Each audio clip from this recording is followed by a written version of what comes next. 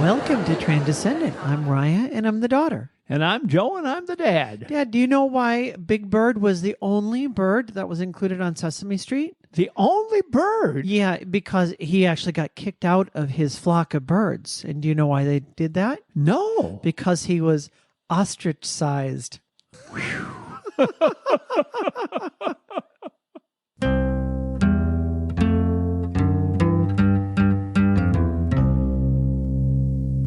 I think that joke is proof that you are my daughter. There was a study that was conducted in the late 1990s by a researcher named Kipling Williams. They went out to parks and they brought a ball and they would toss it to somebody sitting on a park bench. Presumably, the person would generally catch it and then toss it back, and they would get to playing, and then another person would come in, and they would all play for about 2 or 3 minutes, and then they would suddenly stop playing with the person just immediately, just turn off that person, and the other two people would pass the ball back and forth. Excluding the third person. Yes, excluding the person that they were conducting this test on. And then afterwards, they would come up and see how it affected the person. And they would ask permission and that sort of thing. The exclusion typically lasted about 4 to 5 minutes, and that was enough to have people experience profoundly negative reactions. They really, really had difficulty with it. And you can imagine what it would feel like if you were in a situation like that. Like, what's going on here? Why did I suddenly get excluded by these people? Oh, yeah. Rejection affects us way more than we wish it did. Well, in the beginning, he didn't mind because he was having a ball. I guess that just proves you are my dad. So that's what we want to talk about today is how do we heal from rejection? Rejection is really, really difficult. It's one of the worst things that you can go through, and it has tremendous negative impact on our mental well-being. Well, part of the problem is the fact that I think while it's happening, we don't realize how dramatic that impact is. And it's with studies like this and with other things as well that we find out a lot more about it by looking at people who have had some serious problems from this, some emotional things that have really damaged them. We discovered, I read someplace that of some of the initial school shootings, of the 15, now, of course, we're seeing shootings all the time now because it's really, really terrible. Yeah. But of the 15 that they looked at, 13 of them were linked in some way, some dramatic way, to rejection. And many times that person actually went out and sought out the person that had bullied them or rejected them or had hurt them in some way. Yes, that's right. And that was so dramatic that it led to wanting to kill them. I don't know if they thought that at the beginning when they come in. You don't know what's in their mind, but it's at the point where I'm going to punish that person and I have a gun. Studies show that people who have been rejected are more likely to engage in aggressive behavior, hurting people or even just making people feel uncomfortable or unpleasant. If you're around somebody that is just kind of a jerk to be around, what do you think made them that way? Yeah, a lot of times we don't know what's in their mind. We think, oh, those are terrible people. But it's not something that they were just terrible because they decided to be like that. Right. The old saying goes, hurt people hurt people. Oh, yes. It's true. Yeah, that does happen all the time. So what we wanted to talk about today is what do we do when we experience rejection? Because every one of us has experienced rejection at some point. Oh, sure. And we need to learn to figure out what to do. Now, I know when I first transitioned, I thought after about 6 months or a year of my transition, I thought, I want to go and have a voice with the people that are transphobic in the world. I want to go speak up and engage with them and try to convince them that transgender people are just like everybody else. And that's a little bit about what this podcast is about. Of course it is. Yeah. But at the time, I just jumped right in, and I didn't realize how much rejection I would experience through that.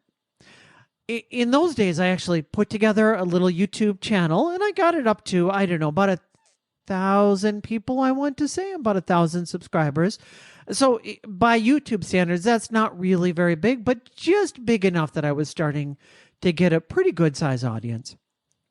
But I did it by engaging with a lot of people that hold transphobic views. And of course, you know my style. I'm not confrontative at all.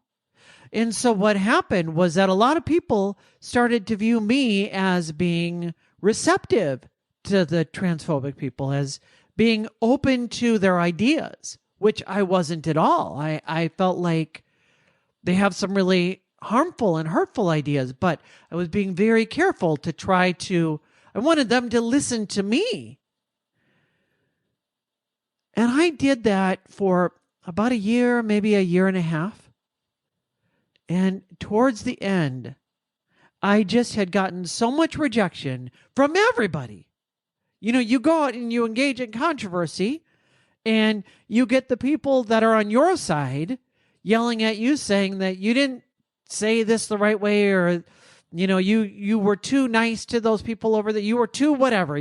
So they yell at you. And then, of course, the people you're engaging with yell at you. And all of a sudden, I felt like everybody is just mad at me. Now, I also had a lot of people that thought I was really saying things the right way.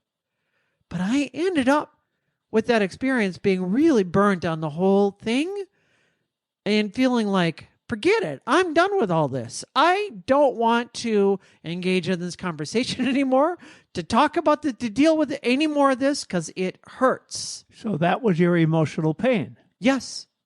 Right. Oh, it sure was. It sure was. And even now, I still feel a little bit like, oh, when I think about YouTube, I think, oh, yeah, I like watching YouTube videos.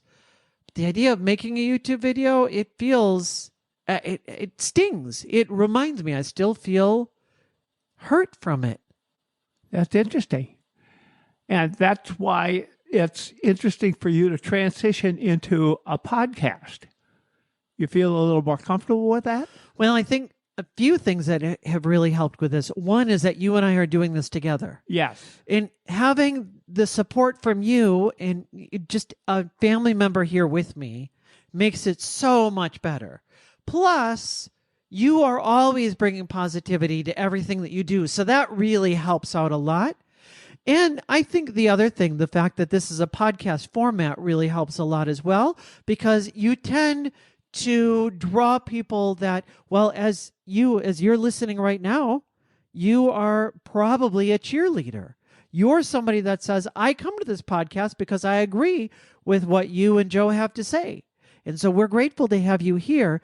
And so then, Dad, for me, as I do this podcast, I know that this draws more of a group that is less, you're not as likely to listen to a podcast and then be angry at the people there. It's just not quite the style as much. That's true. And we don't really have a place for comments, although we do get emails from time to time, but generally the emails that we get have been very, very positive. In fact, almost all of them. We've really only gotten, I think, a couple that were not. Just a few. Mm-hmm. Yeah. But there are some things you look at that I think we call emotional first aid. But before we do that, we have to really define, what are we talking about here? We just talked about emotional pain from rejection. What else is there from rejection besides emotional pain? Anger and aggression. When you experience the pain, it's easy to want to turn that back to other people, and you make other people's lives miserable again because you feel miserable. Like you mentioned the school shootings, for example. Another one would be damaged self-esteem. Even recalling a past rejection can sometimes cause a temporary drop in your self-esteem. Going back to the ball situation, I think that was a perfect example of self-esteem. Thinking, gee, why am I not included in this anymore? And what are they thinking? Maybe I don't qualify. Maybe I'm not good enough. I don't know. I mean, I can imagine what I would feel like in that situation is I would be wondering why. Yes. What is the deal? And in a situation like that, it's so clear that it likely has nothing to do with you. And yet, how can you not think it must have something to do with me somehow? Well, what I find most interesting is the fact that, according to the study, there wasn't even any exchange of verbiage or anything else. It was just throwing the ball. I've come across this study a number of different times in various things that I've read, and I don't ever get the sense that they were talking at all. That no, it was just, hey, let's play a game. You know, it was all nonverbal communication. Of course, another big one then is when your self-esteem is damaged, you become self-critical. You start to bring in reasons why the people rejected you, that you assume it must have been something that I did. Yeah. And it might not have anything to do with you. In fact, you might be rejected by somebody that themselves was rejected by somebody else, and so they're just perpetuating it. And it had nothing to do with anything. You just happened to be the wrong person in the wrong place. That's interesting. Well, then there's also the situation of needing to belong. And they feel, when you're rejected, you feel a loneliness. It's something that says, I don't belong. I'm being rejected here. Something is missing. What did I do or what did I not do? Why don't I belong? Is it because I'm LGBTQ? Is it because you don't agree with my ideas? There's so many things that could happen. Is it the way I dress? Is it my heritage? What is it that's causing the rejection? Am I an innately unlikable person? Do I not have as much value as other people around me do? Do people see something in me that tips them off that I'm not a person that they want to be around? Well, you started out by saying we all at one time or another have experienced rejection. Of course we have, in a variety of things. I remember when I was in Phi Ed class in, must have been maybe 6th grade. And they decided they were going to choose people to, each person had a captain for a basketball team, and they were going to choose from our whole class people from one team and the other, one team and the other. I was one of the last ones that was chosen at that point. And I didn't have a father that was playing basketball with me. I really didn't even know the rules of the game. And I can understand why they rejected me. But that feeling is one you walk away from and you remember it. But that was 6th grade. And I still remember that. Sure. Interesting, huh? Well, and they say that rejection begets rejection. So the more that you embrace that rejection, the more you begin to hedge your own actions. I'm maybe not going to be quite so friendly towards this person because I don't want to get hurt. Oh, yeah. And of course, people like people that are friendly. We like people that like us. And so the moment you begin to embrace that rejection, then it starts to become a self-fulfilling prophecy because you are now being a little more distant, a little less excited to see somebody, and they can notice that. And now they know you're not as excited to be around them, so they're not as excited to be around you. So what can we do to turn that back, to get out of those feelings of being rejected and get back to a place where we're living a healthy life? We've got ideas for that for you after this. I'm Monica Scarbin. I love listening to the Transcendent podcasts, probably because I've been a guest speaker. I've been listening to these podcasts for over 2 years now, and have found them to be not only inspirational, but very informative and emotionally lifting to my spirits, especially when I'm not feeling very hot. I'm a supporter, and I'm glad to be a supporter. Please go to trenddescendant.com, click on support. By as little as $3 a month, you can cancel at any time. So how do we respond to those feelings of rejection? Well, Guy Winch has the answer for us in a book titled Emotional First Aid: Healing Rejection, Guilt, Failure, and Other Everyday Hurts. And I really like this book for helping to do recovery from a variety of emotional things, but one of them is specifically rejection. And he gives 4 what he calls treatments, 4 things that you can do to help you to recover from those emotional wounds. Are you ready for the treatments here? Yes, I certainly am. Okay. I'm ready and willing and able. All right. Treatment A, he says, argue with self-criticism. So often we will just take that criticism and we turn it into that self-criticism. So you're just letting it feed on itself. And it's so easy to do Yeah. because we are designed to protect ourselves.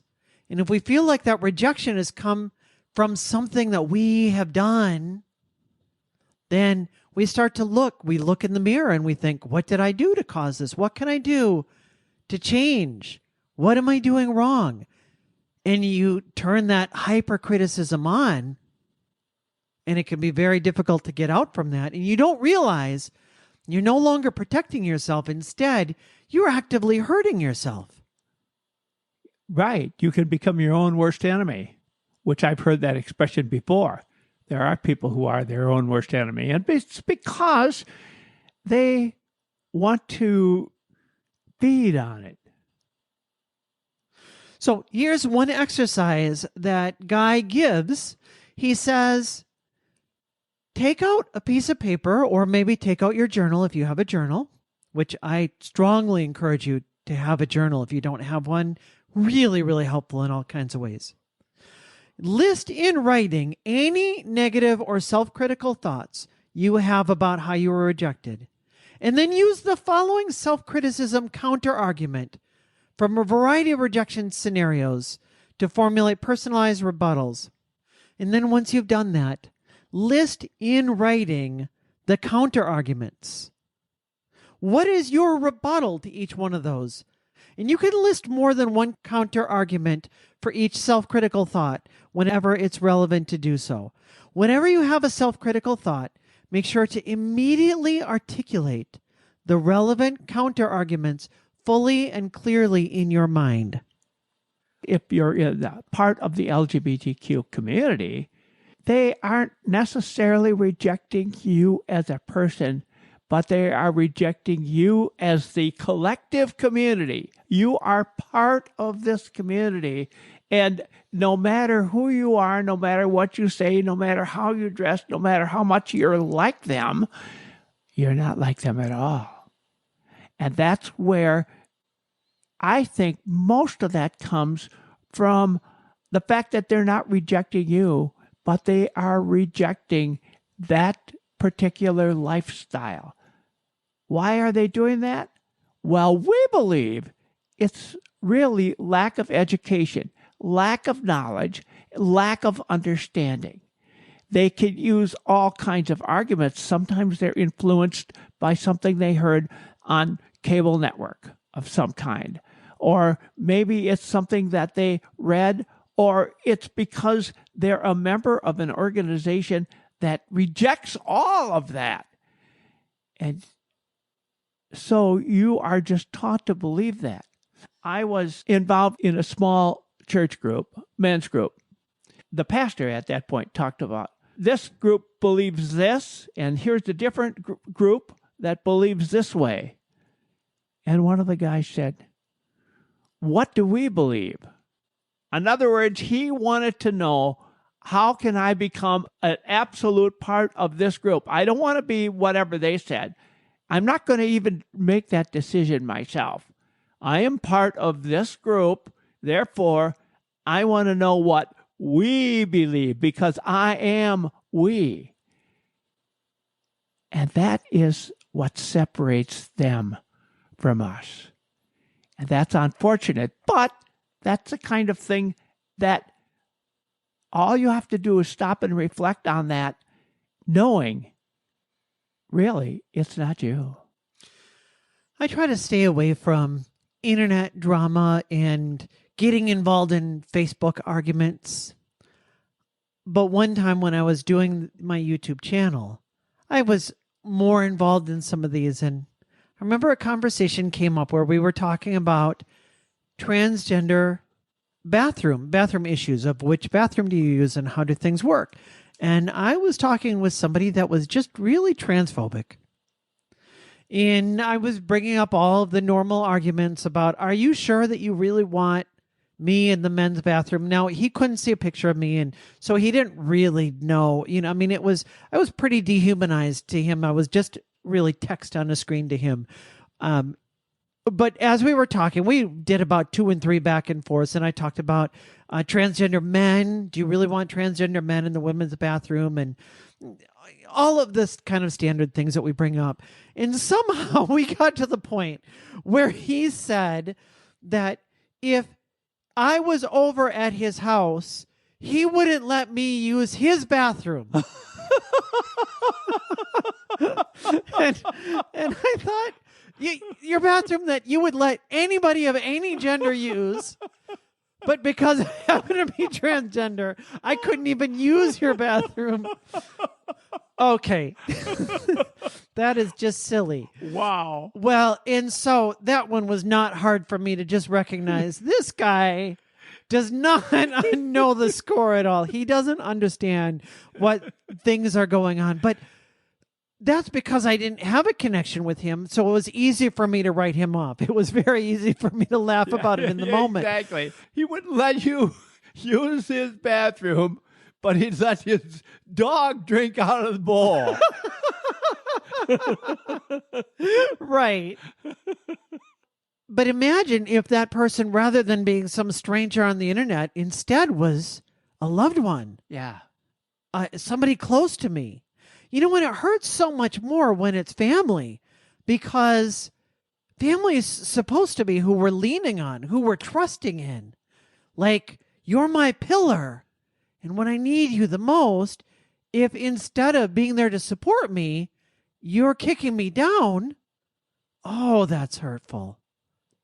Oh, that's hurtful. So we, in a sense, need to become our own cheerleader. We need to take that voice that we're internalizing, those external voices that we then take and turn that into self-criticism and talk back and say, that's wrong, and tell the real story. Yeah, that's right. Treatment B, revive your self-worth.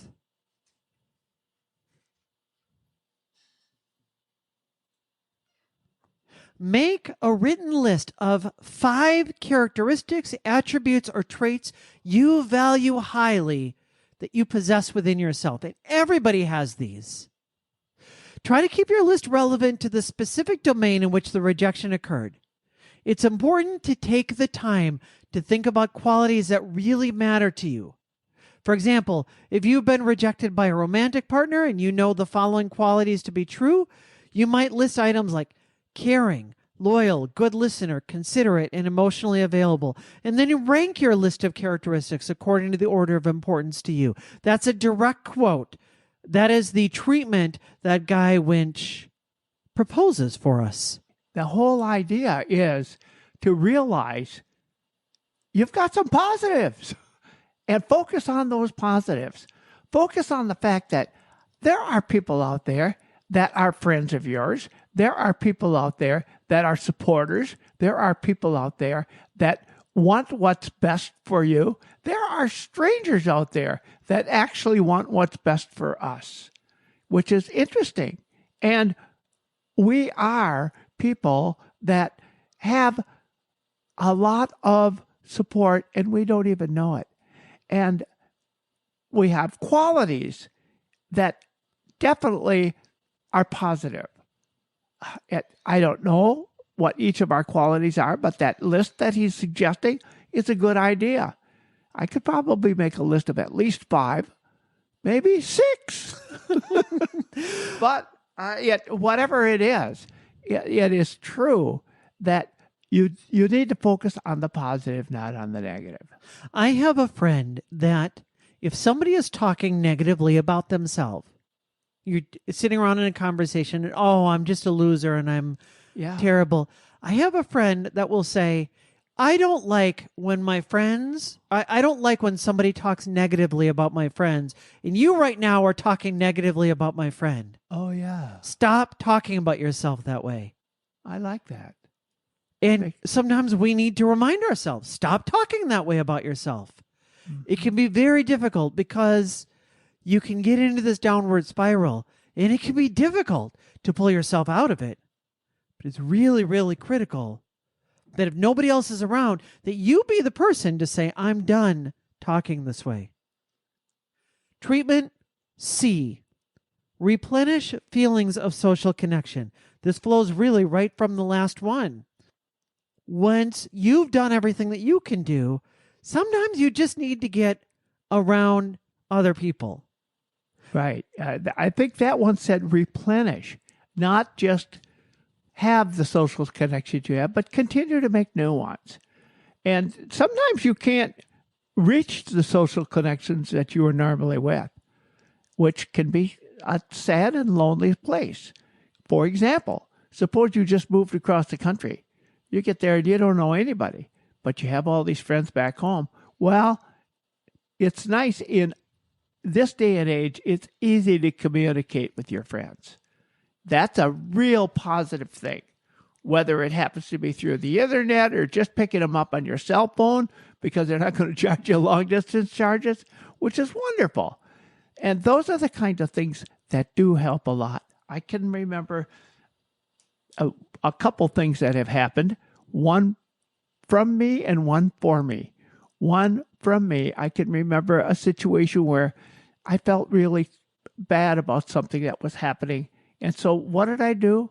I called my best friend, who was 1,000 miles away.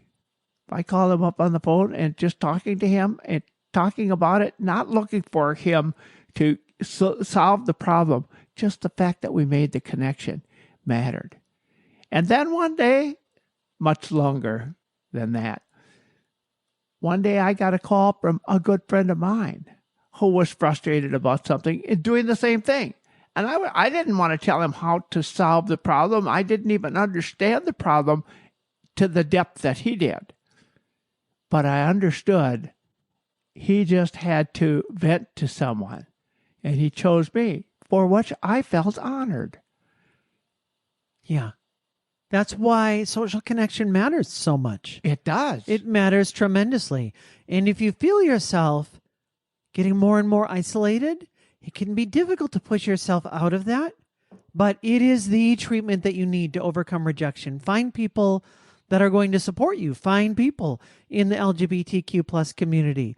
When you've been rejected by family or you've been rejected by somebody near you for being gay or lesbian or transgender or any of the other queer identities that we have in our community, one of the best things you can do is find other people in our community. I can remember, if you go back to one of the podcasts we did earlier last summer, I believe, with John Polk, he talked about that when he walked away from the community that he was involved with and he rejected it. Did he have people surrounding him? Yes, he did. And he also made new connections. And that's what carried him through. Guy Winch talks about sometimes you can't always connect with somebody else. So one quick way to engage this treatment is to have what he calls a social snack. You remember that movie Castaway with Tom Hanks, where he gets stuck on an island? It's that classic thing of, you're stuck on a desert island. He's stuck there for years, right? I forget how long, 3 or 4 years while he's there. And what keeps him going during that time is he finds a volleyball that he names Wilson, and he starts talking to Wilson, and he keeps his picture, his photograph of his girlfriend Kelly that he talks to. Having those reminders, having a little way to connect with the loved ones in our lives. Sometimes all it takes to have this social snack, as he calls it, is to open up a photo album or to open the gallery on your phone and look at the pictures of those loved ones that are close to you.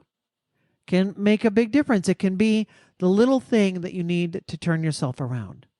Finally, treatment D that he talks about is to desensitize yourself. There are some things that you can do to make yourself less hurt when somebody rejects you. And that is by putting yourself in a place where you're going to get rejected. Go out and talk to 10 people today and ask for their phone number. Or go up and start a conversation with 10 people. Or go and get a sales job and talk to people. You know, anybody that's done sales, you know that you get more no's than you get yeses, depending on the specific field that you're in. You have to learn to develop a thick skin. There are lots of ways that you can do that in places where you are not so emotionally vulnerable, so that when you are in a place that's really critical for you, you've already developed that skin. Now, that's a little harder, but it's something if you want to prepare for it, you can certainly do. And then he does recommend, and sometimes none of those treatments are going to be right. And in that case, make sure to consult a mental health professional who can help you when your own self-treatments are not enough, to give you that extra bit that you need to get through a tough time. There's other things as well that we are not able to address at this podcast because we're running out of time. But one thing you can do that is going to help you stay connected is to come right back to this podcast, because we're here every Monday. Also, you want to talk to us? We want to hear from you. You can write us at transcended@gmail.com. We read every one of those. If you've got a comment for us, if you've got some feedback, if you've got a topic you'd like us to address, write us and tell us about it. We want you to hear us. And that's why we'll see you Monday.